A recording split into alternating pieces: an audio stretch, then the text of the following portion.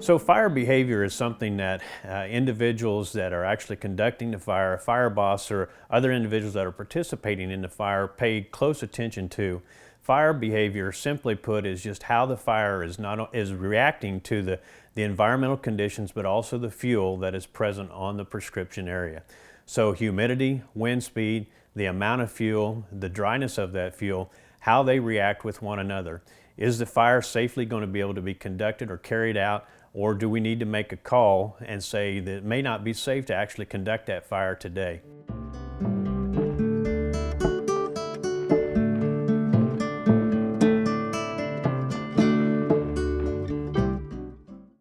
So a lot of times a test fire will be done at the very initial process of the prescription fire that day to see if those conditions are favorable to continue on.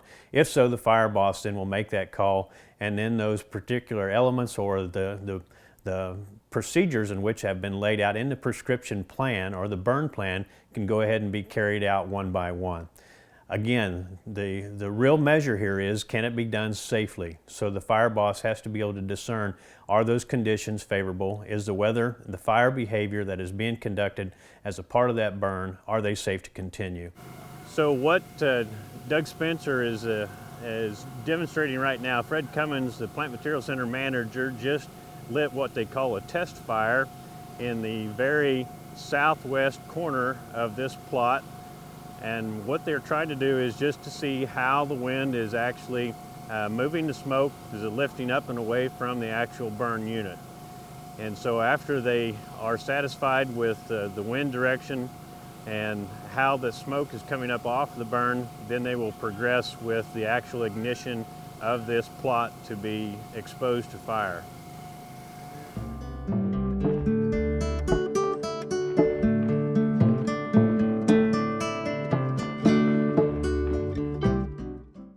Many times we get questions about where should fire be applied on the landscape.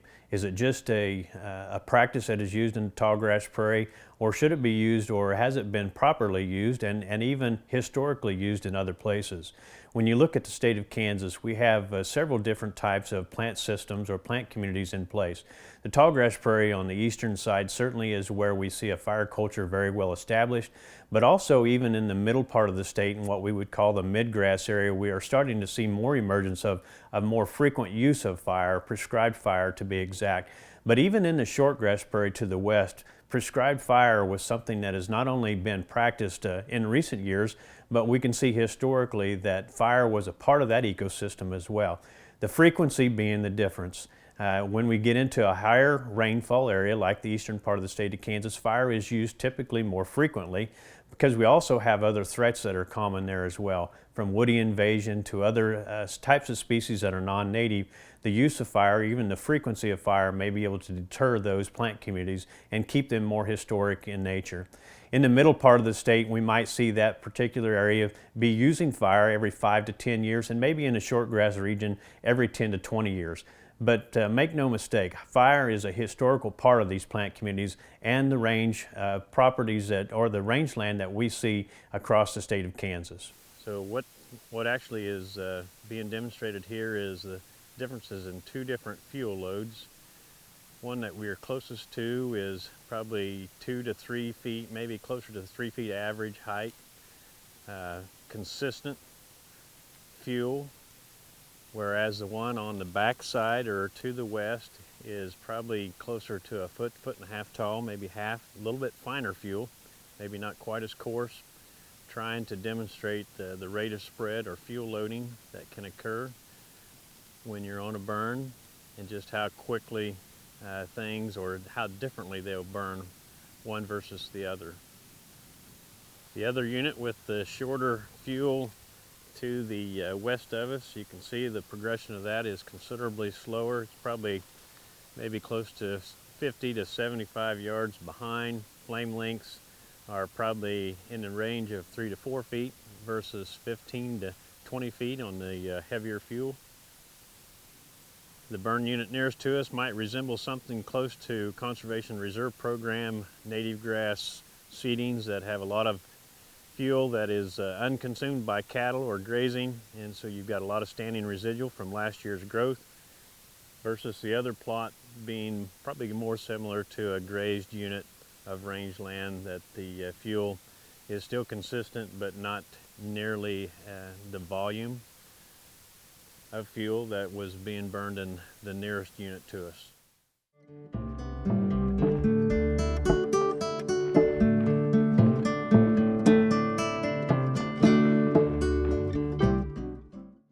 So many times when fire behavior becomes a little more critical or a little more unpredictable, when humidity levels decrease below 35%, many times we will start to see what we call a spot fire occur.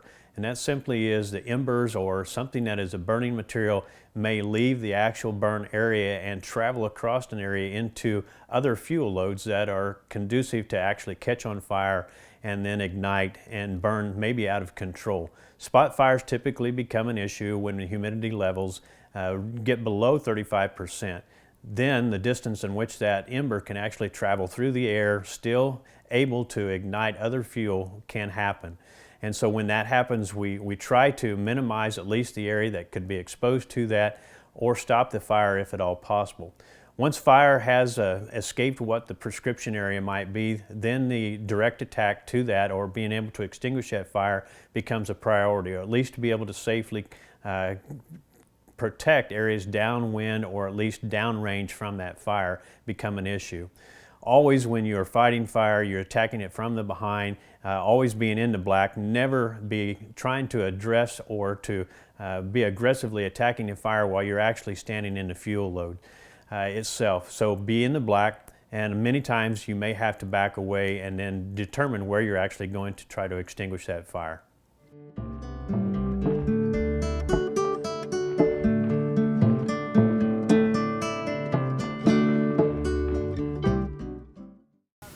Where we're actually at today in this Plant Materials Center is not necessarily a real life situation on rangeland, something that has been exposed to fire for hundreds of years at least, but it will simulate just kind of how fire is used and how fire reacts. We're on a fairly flat landscape here, and topography also makes the use of fire somewhat different, and certainly something that experience has to be gained by actually being in those types of environments as well. Today we're getting a pretty straight wind on flat surfaces, and so the results are somewhat expected. Topography and some of the other challenges that come along with that are a little bit different than what we're being exposed to today.